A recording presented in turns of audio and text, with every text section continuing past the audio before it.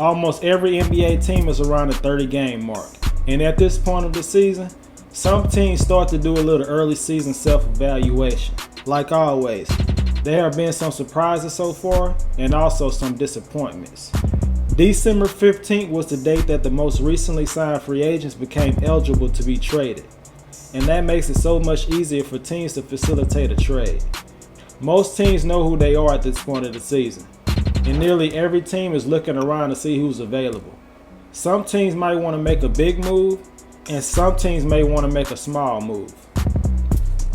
The Sacramento Kings are definitely one of the teams that should be looking to make a move. It's about 2 or 3 players you could pick on this team that could and should be traded by the trade deadline, which is on February 10th. This team did the right thing by moving on from their head coach Luke Walton, but that's probably not the only move they need to make to try to end their 15-year playoff drought. They were 6-11 at the time of firing the head coach, and they currently sit in the 12th spot in the Western Conference.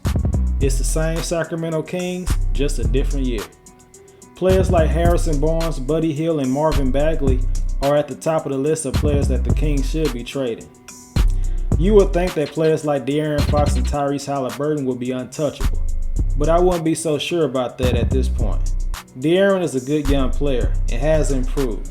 So far this season, he is averaging 21 points and 5 assists, but he's just shooting 26% from the three-point line. On the surface, it would seem outrageous for the Kings to trade Fox. He's just 24 years old and likely hasn't played his best basketball yet.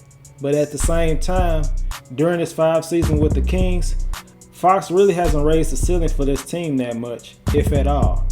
Flashy dunks and nice crossovers get old after a while, especially if the team is consistently not making the playoffs. This is really not an indictment on Fox. Not many young players could turn this franchise around, but all options should be on the table for this team. They certainly need to bring in some players capable of getting stops on the defensive end. This team is on the verge of setting a new NBA record for 16 straight years of not making the playoffs.